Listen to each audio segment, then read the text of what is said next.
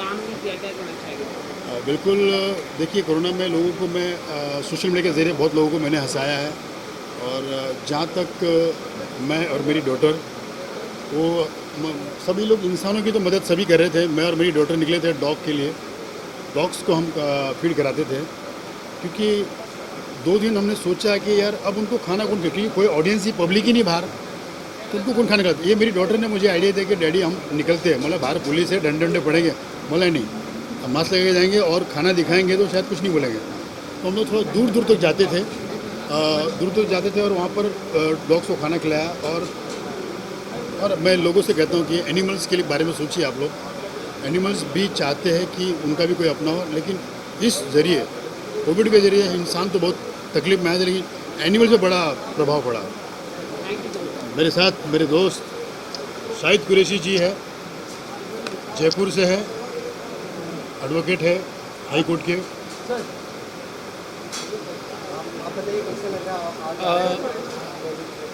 सलाम, नमस्कार, सत श्री अकाल दोस्तों, मेरा नाम शाहिद कुरैशी है। मैं राजस्थान हाई कोर्ट में एडवोकेट हूँ और मैं तहे दिल से धन्यवाद करना चाहता हूँ मेरे बड़े भैया वीआईपी जी का, जिन्होंने मुझे इस लायक समझा, और टीम कल्याण जना जी का और समस्त क्रू मेंबर्स का। दोस्तों, कोविड जो महामारी जो चली, उस महामारी में हमारा पूरा देश डिस्टर्ब रहा। तो दोस्तों, ये जो सम्मान है, ये उन योद्धाओं के लिए है जिन्होंने कोविड में जो आम पब्लिक के साथ खड़े रहे। तो दोस्तों, कई जो डॉक्टर्स हैं, पुलिस वाले हैं, और हमारी जो कैटेगरी है लॉयर्स ने भी बहुत ही अच्छा काम किया है। मैं आपको बताऊं, हमारा जो जयपुर में बार काउंसिल ऑफ राजस्थान जो है, उन्होंने हर जूनियर एडवोकेट को 5000 रुपीज़ दिया है, और एडवोकेट्स का काफ़ी ध्यान रखा है जो न्यू कमर्स हैं। तो दोस्तों, मैं यही कहना चाहूँगा कि सभी फील्ड में सभी लोगों ने जितना हुआ है उतना कोऑपरेट किया है, और अब हम इस महामारी से निकले हैं। तो मैं आशा करता हूँ कि सब अच्छा हो और पहले जैसा सब काम चले। धन्यवाद। और मैं शाहिद भाई को बताना चाहूँगा, ये मैं भी जयपुर से हूँ, और जयपुर में जब इनसे मिलता हूँ मैं, तो ये उन लोगों की हेल्प करते हैं जिनके पास पैसे नहीं होते, उनकी केस भी लड़ते हैं, जो नहीं लड़ पाते हैं, और बहुत अच्छे इंसान हैं। तब मुझे लगा ये इंसान वाकई में ऊपर वाली की देन है, तो इस इंसान को होना चाहिए। और ये अपनी मेहनत से यहाँ पर आया। मैं चाहूँगा सर के लिए दिल से दुआ कीजिए। सर, आप ऐसे ही लोगों की मेहनत देकर उनका प्रोत्साहन बढ़ाते रहिए और उनके साथ खड़े रहिए। आपको बहुत दुआ मिलेगी sir. Thank you sir. Corona योद्धा अवार्ड क्या कहना चाहिए? कोरोना काल में जिन लोगों ने किसी भी तरह से किसी की भी सहायता की हो, उसके लिए ये सम्मान था। और जिन जिन लोगों ने कोरोना काल में या अन्य दिन भी किसी भी तरह के किसी को भी मदद करते हैं, उन सबको सम्मान मिलना चाहिए। और इसके लिए मैं कल्याण जी जाना का बहुत आभारी हूँ कि उन्होंने भी मुझे इस लायक समझा और मुझे चुना। मेरी जितनी कैपेसिटी है, जितनी हैसियत है, उस हिसाब से मैंने भी किया। थोड़ा बहुत जो कुछ किया है मैंने, यहाँ पर बोलना उचित नहीं रहेगा, लेकिन मैंने भी वैसे कार्य किए हैं जिन ज़रूरतमंदों की जो भी सहायता होनी चाहिए, वो सब मैंने भी करने की कोशिश की है और आगे भी करता रहूँगा। सर, क्या कहना चाहिए, कभी हम आपको बिग बॉस के घर में देख पाएंगे? बिग बॉस में जो चल रहा है उस हिसाब से तो आप मुझे कभी नहीं देख पाएंगे क्योंकि जो बिग बॉस में चल रहा है बहुत ही गंद मचा हुआ है। इधर 8, 10, 7, 8 सीजन से जो शुरू का जो 4-5 सीजन था, वो बहुत ही अच्छा सीजन था, वो देखने में मज़ा आ रहा था। लेकिन अब जो सीजन चल रहा है, जिस तरह की उसमें बातें होती है, जितनी अपशब्द और घटियापन दिखाया जाता है, उस हिसाब से तो मुझे आप बिग बॉस में कभी नहीं देख पाएंगे। Thank you sir. Thank you. Corona योद्धा सम्मान समारोह रखा गया कल्याण जी जाना की तरफ से, और कई साल से ये सम्मान समारोह कर रहे हैं, लेकिन कोरोना के लिए खास करके आज सम्मान रखा गया था। उन सभी पुलिस वालों, डॉक्टर्स और आम एनजीओ चलाने वाले सभी लोगों को सम्मानित किया गया जो 0 लेवल पर काम किए हैं। और आप लोग मालूम है कि आज नरेंद्र मोदी जी जो हमारे देश के प्रधानमंत्री हैं, सुबह में रेडियो के माध्यम से सभी देशवासियों को नमस्कार बोलते हुए कहा है कि 1 करोड़ से उनकी शुरुआत हुई थी, अब उनकी शुरुआत 100 करोड़ तक पहुंच चुकी है। मैंने कि वैक्सीन 100 करोड़ लोगों को लग चुका है। उसके लिए हमारे देश के प्रधानमंत्री बहुत ही बधाई के काबिल हैं और उन सभी योद्धाओं को भी शुभकामनाएं दिया जिन्होंने इसमें बढ़ चढ़ के हिस्सा लिया और सबसे पहले वैक्सीन को लिया। अभी पहला वैक्सीन 100 करोड़ लोगों को लग चुका है और बाकी सेकंड कुछ दिनों में मुझे लगता है कंप्लीट हो जाएगा वो भी।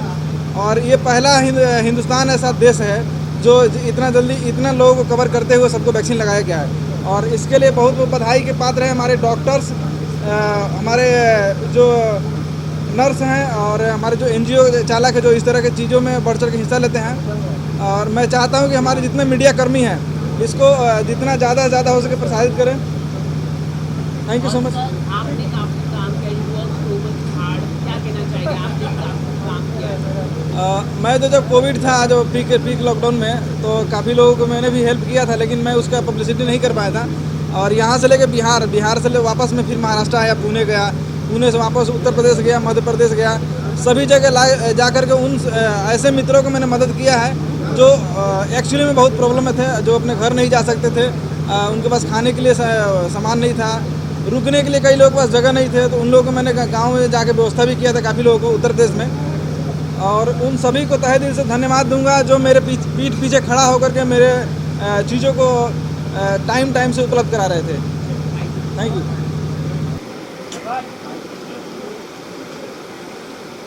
सबसे पहले आपका पूरा नाम परिचय क्या कहना चाहें? मेरा नाम श्रवण गुप्ता है और मैं एक एंकर कॉमेडियन हूँ, अलग अलग कैरेक्टर में कॉमेडी करता हूँ।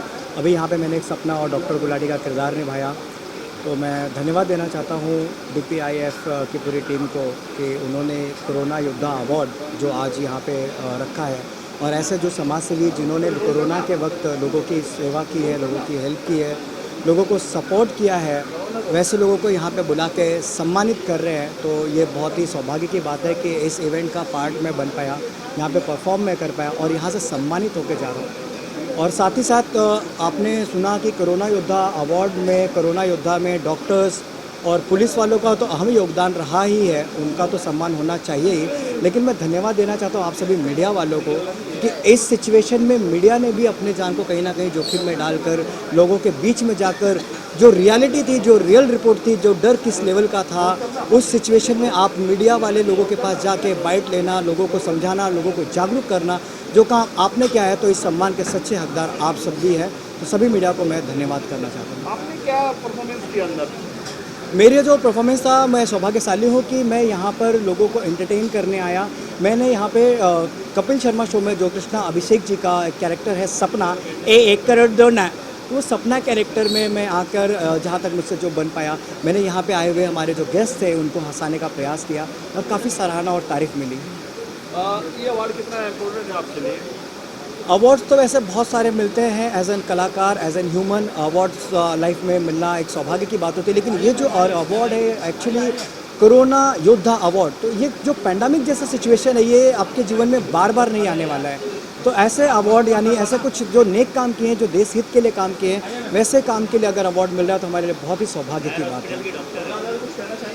जाते तो मैं बस यही कहना चाहूँगा कि जैसे भी लोग हैं उनको अप्रिशिएट करना चाहिए। और साथ ही साथ यहाँ पे वेटिंग में है नायर हॉस्पिटल के डॉक्टर साहब। डॉक्टर साहब हम गुजारिश करेंगे प्लीज़ आप आ जाइए, क्योंकि सबसे पहले आप हैं, एक्चुअली सेवा आपने की है, तो बहुत सौभाग्यशाली हैं। और जाते जाते बस यही कहना चाहूँगा कि एक्चुअली जैसा मैंने पहले कहा कि जो सम्मान के सच्चे अधिकारी हैं वो हैं डॉक्टर्स, वो हैं पुलिसकर्मी, वो है मीडिया कर्मी। तो मैं अब ज़्यादा समय नहीं लेते, अब यहाँ से अलविदा करता हूँ और एक बार फिर आपको तहे दिल से रियल योद्धा अवार्ड जो आपको मिला उसके सम्मानित करना चाहता हूँ, धन्यवाद करना चाहता हूँ। Thank you so much.